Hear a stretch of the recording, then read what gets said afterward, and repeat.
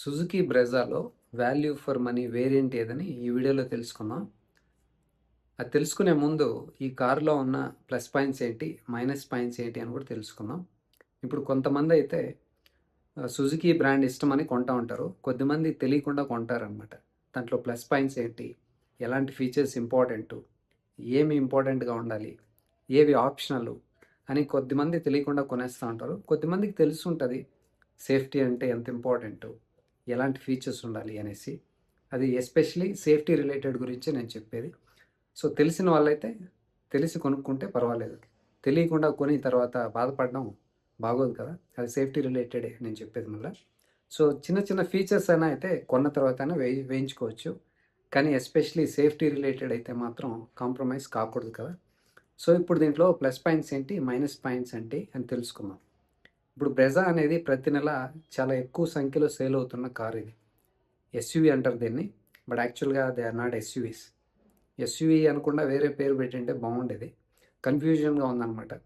So government ప్రతి దాంట్లో involve అయ్యి వాళ్ళని కరెక్ట్ చేయడం కష్టం కదా. మ్యానుఫ్యాక్చరర్స్ కూడా తెలుసుకొని కొన్ని చేంజెస్ చేసుకోవాలి. ఎస్యూవి అంటే అది ఒక డిఫరెంట్ ఇది కదా, 4x4 ఉండాలి, యూనో ల్యాడర్ ఫ్రేమ్ ఉండాలి, ఇలాంటివన్నీ ఉంటాయి. కానీ వీళ్ళన్నింటికీ ఎస్యూవీలు అని పెట్టేశారు. దీన్నైతే సబ్ 4 మీటర్ ఎస్యూవి అంటారనమాట. అంటే 4 మీటర్స్ కన్నా లోపల ఉండే సైజులో ఉన్న సో కాల్డ్ ఎస్యూవీస్ అనమాట ఇవి. ఇప్పుడు ఇండియాలో ఎక్కువ డిమాండ్ ఉన్న సైజు సెగ్మెంట్ ఇదే. నెక్సాన్ కావచ్చు, బ్రెజా కావచ్చు, వెన్యూ కావచ్చు, సెల్టో, సోనెట్ కావచ్చు, యూనో ఇలాగా అన్ని సెగ్మెంట్స్లో కూడా, అన్ని బ్రాండ్స్లో కూడా ఇదే మంచి డిమాండ్ ఉన్న సెగ్మెంట్ ఇది. ఇప్పుడు దీంట్లో ప్లస్ పాయింట్స్ ఏంటని చూస్తే, చూడ్డానికి అయితే చాలా బాగుంది. ఎందుకంటే ఎవరికైనా బాక్సీ డిజైన్, 2 బాక్స్ డిజైన్ ఉంటుంది కదా, ఎస్యూవీ డిజైన్ అది యాక్చువల్గా. ఆ డిజైన్ ఉంటే చూడ్డానికి చాలా బాగుంటుంది. కాబట్టి ఇది కూడా డిజైన్ అయితే బాగా చేశారు. 2 బాక్స్ డిజైన్ అనమాట. బాక్సీగా ఉంది. కొన్ని బ్రాండ్స్ అయితే బాక్సీగా చేయరు, ఏదో ఇలా పెడతారు పైన, అది లుక్కే బాగోదు అనమాట. సో ఇప్పుడు కానీ బాక్సీ డిజైన్ ఉంటే చూడ్డానికి కళ్ళకు చాలా అందంగా కనిపిస్తుంది. సో ఇది కూడా చూడ్డానికి చాలా బాగుంది. కాబట్టి చాలామందికి ఇష్టమైన షేప్ అనమాట ఇది. నెక్స్ట్, గ్రౌండ్ క్లియరెన్స్ బాగుంది. తర్వాత లోపల కూర్చున్నప్పుడు కూడా సీటింగ్ పొజిషన్ బాగుంది. బోనెట్ విజిబిలిటీ ఉంది. గ్లాసెస్ కూడా బాగున్నాయి. వ్యూ బాగుంటుంది అనమాట. సీటింగ్ కంఫర్ట్ కూడా బాగుంది. నెక్స్ట్, సస్పెన్షన్ కూడా బాగుంది అనమాట. సిటీకైనా హైవేకైనా కానీ బాగా ట్యూన్ చేశారు. సో మీకు సీటింగ్ పొజిషన్లో కూర్చున్నప్పుడు కూడా బోనెట్ విజిబిలిటీ, వ్యూ అంతా బాగుంటుంది. సో ఇలాంటి కారులో ప్లస్ పాయింట్స్ ఏంటంటే, పైన కూర్చొని డ్రైవ్ చేయడం చాలామంది ఇష్టపడుతూ ఉంటారు అనమాట. యూనో కాన్ఫిడెంట్గా ఉంటుంది. ముందర ఎవరైనా ఉన్నారా, ఎవరికైనా టచ్ అవుతుంది అనేసి కొద్దిమందికి డౌట్గా డ్రైవ్ చేస్తూ ఉంటారు. అలాంటి వాళ్ళకి ఇది చాలా బాగా పనికొస్తుంది అనమాట. విజిబిలిటీ కూడా సైడ్లో కూడా వెనక్కి కానీ పెద్ద గ్లాసులు ఉండడం వల్ల, పైన కూర్చోవడం వల్ల వ్యూ బాగుంటుంది, కమాండింగ్ వ్యూ ఉంటుంది. కాబట్టి ఇది కూడా ఒక మంచి plus point. Next plus point ఏంటంటే, దీంట్లో సుజుకి గురించి చెప్పాల్సిన అవసరం లేదు కదా, మంచి ఇంజిన్స్ ఉంటాయి వాళ్ళ దగ్గర. ఇది కూడా 1.5 litre 4 cylinders naturally aspirated petrol engine. చాలా బాగుంది, స్మూత్గా ఉంది. మీకు వైబ్రేషన్స్ కానీ, సౌండ్స్ కానీ, ప్రాబ్లమ్స్ రావడం కానీ, బ్రేక్ డౌన్ అవ్వడం కానీ ఇలాంటివి ఏమి ఉండవు. సో మీకు నమ్మకంగా, మనశ్శాంతిగా, పీస్ ఆఫ్ మైండ్గా కావాలనుకుంటే కనుక మీరు ఇది చాలా బాగా ఎంజాయ్ చేస్తారనమాట. కొన్ని బ్రాండ్స్ ఉంటాయి కదా, కార్ కొన్న తర్వాత ప్రాబ్లమ్స్ అనమాట. క్వాలిటీ ఉండదు, బ్రేక్ డౌన్స్ ఉంటాయి, ఏమన్నా రిపేర్స్ వస్తే మళ్ళీ రిపేర్స్ చేయడం కష్టం. మీకు అలాంటివి ఏమి వద్దు అనుకుంటే కనుక దీన్ని చూస్ చేసుకోవచ్చు మీరు. నెక్స్ట్, ఇంకేంటి ప్లస్ పాయింట్స్ అంటే, రీసేల్ వాల్యూ కూడా చాలా బాగుంది. కొద్దిమంది కారు కొనేటప్పుడే ప్లాన్ చేసుకుంటారు, ఇన్ని సంవత్సరాలు నేను వాడతాను, తర్వాత ఇది అమ్మేసి ఇంకోటి కొనుక్కుంటాను, what ever reason it is, resale value ఉందా అని ఎంక్వైరీ చేస్తూ ఉంటారనమాట. దీంట్లో మీకు మంచి రీసేల్ కూడా దొరుకుతుంది. నెక్స్ట్ ప్లస్ పాయింట్ ఏంటంటే, సుజుకీలో మంచిగా మైలేజ్ వస్తుంది అనమాట. మీకు మంచి మైలేజ్ కావాలి, మంచి బాడీ షేప్ కావాలంటే దీంట్లో రెండు దొరుకుతాయి మీకు.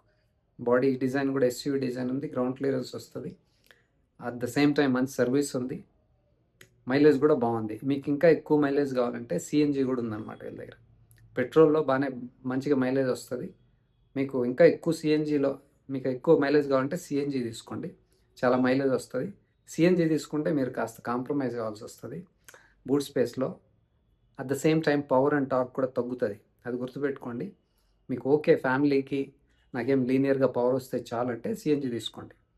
అదేవిధంగా కొన్నిసార్లు సిఎన్జి పట్టించుకోవడానికి వెళ్ళినప్పుడు అక్కడ గ్యాస్ ఉండకపోవచ్చు. ఒకవేళ గ్యాస్ ఉన్నా కానీ క్యూలో ఎక్కువసేపు మీరు వెయిట్ చేయాల్సి వస్తుంది. గ్యాస్ ఫిల్ చేసేటప్పుడు కార్లో ఎవరు ఉండకూడదు, దిగేయాల్సి వస్తుంది. ఇవన్నీ తెలుసుకొని మళ్ళీ కొనుక్కోండి. నెక్స్ట్ మీకు కన్వీనియంట్గా ఉండాలి అంటే కనుక మీకు మాన్యువల్ వద్దనుకుంటే ఆటోమేటిక్ కూడా ఉంది. ఆటోమేటిక్ కూడా మంచిది ఇచ్చారు వీళ్ళు, టార్క్ కన్వర్టర్. వీళ్ళు కొన్ని కార్లో అన్ని కార్లో ఏఎంటీ ఇస్తారు, అదైతే హోప్లెస్ అనమాట, బాగోదు. కానీ దీంట్లో టార్క్ కన్వర్టర్ ఇచ్చారు, చాలా బాగుంటుంది. మీకు స్మూత్గా గేర్ షిఫ్ట్లు అవుతూ ఉంటాయి. మీకు తెలియదు అనమాట, అది జర్క్స్ రావడం హెడ్ నాట్స్ రావడం అలాంటివి ఏమి ఉండవు. సో మీరు కంఫర్టబుల్గా బాగుంటుంది, డ్రైవింగ్ అనేది చాలా బాగుంటుంది అనమాట. ఇది ఏఎంటీ ఏజిఎస్ అంటే ఇలా హెడ్ నాట్స్ ఉంటాయి అనమాట, బాగోదు అది. సో మీకు మంచిగా ఆటోమేటిక్ కావాలంటే ఇది చాలా బాగుంది. నెక్స్ట్ దీంట్లో ప్లస్ పాయింట్స్ ఏంటంటే ఇంకోటి, క్రాష్ టెస్ట్ చేసినప్పుడు దీన్ని 4 స్టార్స్ వచ్చిందనమాట. గ్లోబల్ ఎన్క్యాప్లో ఎప్పుడో చేశారు, చాలా సంవత్సరాలకు ముందర. ఇప్పుడు కొత్తగా వచ్చిన రీసెంట్గా లేటెస్ట్గా ఉంది కదా, దాన్ని అయితే చేయలేదు. ఇంతకు ముందు ఉన్న దాన్ని చేశారు, అప్పుడు 4 స్టార్ వచ్చింది. ఈ కొత్త దాన్ని అయితే ఇంతవరకు చేయలేదన్నమాట. ఇప్పుడు టెక్నికల్ డీటెయిల్స్ తెలుసుకుందాం, అలాగే డైమెన్షన్స్తో స్టార్ట్ చేద్దాం. డైమెన్షన్స్ అన్ని ఎంఎంలో ఉంటాయి. లెంత్ వచ్చేసి 3995 ఉంది, width 1790, height 1685, wheel base 2500 mm ఉంది. బూట్ స్పేసు 328 లీటర్స్ వస్తుంది మీకు. ఈ ఇంజిన్ పెట్రోల్ సిఎన్జి ఉందన్నాను కదా, అలాగే పెట్రోల్లో హైబ్రిడ్ కూడా వస్తుంది అనమాట.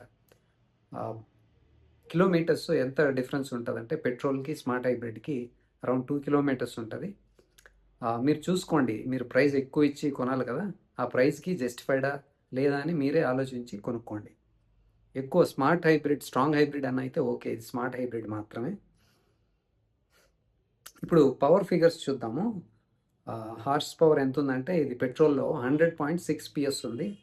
అలాగే టార్క్ చూసుకుంటే 137.1 న్యూటన్ మీటర్స్ ఉంది. అలాగే స్మార్ట్ హైబ్రిడ్లో చూస్తే పవర్ వచ్చేసి 103.1 PS ఉంది, ఒక 3 PS ఎక్కువ ఉందన్నమాట. అలాగే టార్క్ చూసుకుంటే కనుక 139 న్యూటన్ మీటర్స్ ఉంది, అది కూడా 2 న్యూటన్ మీటర్స్, 2 NM ఎక్కువ ఉందన్నమాట. అలాగే మనము సిఎన్జిలో చూసుకుంటే పవర్ వచ్చేసి 87.8 PS. చెప్పాను కదా నేను, పెట్రోల్లో పవర్ ఉంటుంది ఎంత, మీకు సిఎన్జికి అయితే పవర్ తగ్గిపోద్ది అన్నా కదా. పెట్రోల్లో చూడండి 103 ఉందన్నమాట, 100.6 ఉంది పెట్రోల్లో. అదే సిఎన్జికి వచ్చేకాడికి మనకి తగ్గిపోయింది చూడండి.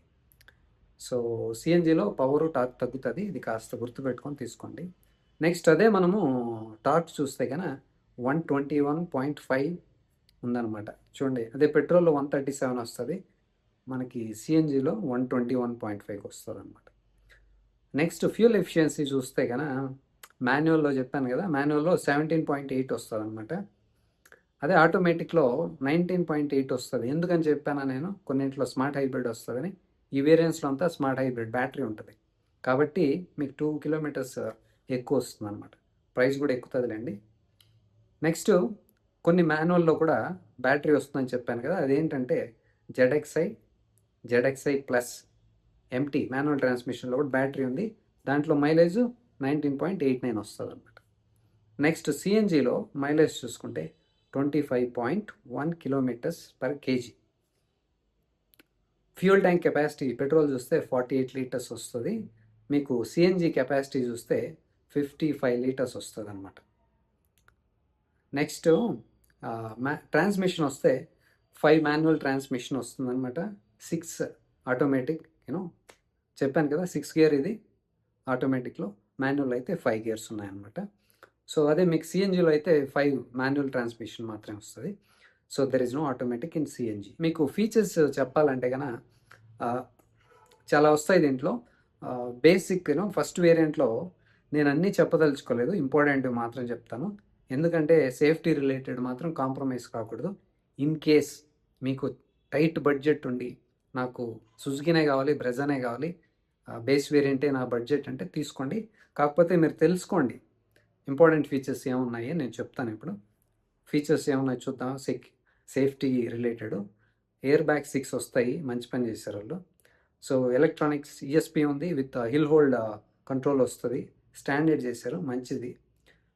నెక్స్ట్ వచ్చేసి seat belt reminder, front and rear seats standard, isofix standard, reverse parking sensors ఉన్నాయి, హై స్పీడ్ అలర్ట్ సిస్టమ్ ఉంది, ఇమోబిలైజర్ ఉంది, రియర్ విండో డిఫాగర్ రాదు మీకు. Next impact sensing auto door unlock ఉంది, హిల్ డిసెంట్ కంట్రోల్ ఉంది, front ventilated disc brakes వస్తాయి, warning lamps for low fuel and door ajar వస్తుంది అనమాట. ఇప్పుడు వాల్యూ ఫర్ మనీ వేరియంట్ ఏదని తెలుసుకుందాం. కొద్దిమంది అయితే సుజుకి అంటేనే ఇష్టమో, లేకపోతే ఆల్రెడీ సుజుకి కార్లు ఉంటాయి, వాళ్ళకి నమ్మకం ఉంటుంది అనమాట, చాలా సంవత్సరాల నుంచి వాడుతుంటారు. నేను అప్గ్రేడ్ కావాలి, బడ్జెట్ ఇంతే ఉంది, బేస్ వేరియంట్ కొనే బడ్జెట్టే ఉంది, నేను స్ట్రెచ్ చేయలేను, దీంట్లో నేను ఇది కొనొచ్చా కొనకూడదా అని అడుగుతూ ఉంటారు. మీరైతే కొనుక్కోవచ్చు. నేను ఎందుకు చెప్తానంటే సేఫ్టీ రిలేటెడ్ పైనే నేను ఫోకస్ చేసి చెప్తాను అనమాట. లగ్జరీ ఫీచర్స్ అనేది అది సెకండరీ లేని, మీకు సేఫ్టీ రిలేటెడ్ ఫీచర్స్ అన్నింట్లో సేమ్ ఇచ్చారు వాళ్ళు, బేస్ వేరియంట్ నుంచి టాప్ వేరియంట్కి. కొన్ని అయితే రావు, అదేందో చెప్తాను, అది గుర్తుపెట్టుకోండి. మీకు అవి ఇంపార్టెంట్, కొద్దిమంది అయితే నాకు ఇంపార్టెంట్ అనుకుంటారు, కొద్దిమంది అయితే నాకు అవి అవసరం లేదనుకుంటారు. బేస్డ్ ఆన్ దట్ మీరు డెసిషన్ తీసుకోండి. ఏమేమి రావంటే ఇంపార్టెంట్వి, రియర్ డీఫాగర్ రాదు, వాషర్ వైపర్ రాదు, డ్రైవర్ సీట్ హైట్ అడ్జస్ట్మెంట్ రాదు. ఫస్ట్ వేరియంట్కి టాప్ వేరియంట్కి వచ్చే సేఫ్టీ రిలేటెడ్ ఫీచర్స్లో ఇవి మాత్రమే డిఫరెన్స్ అనమాట. మిగతా అన్నింట్లో వచ్చేటివన్నీ దీంట్లో వస్తాయి సేఫ్టీ రిలేటెడ్. సో మీకు ఈ 3 అవసరం లేదనుకుంటే కొనుక్కోండి. సో ఆల్ ఫీచర్స్ సేమ్, నేను చెప్పినట్టు సేఫ్టీ రిలేటెడ్ నేను మాట్లాడేది.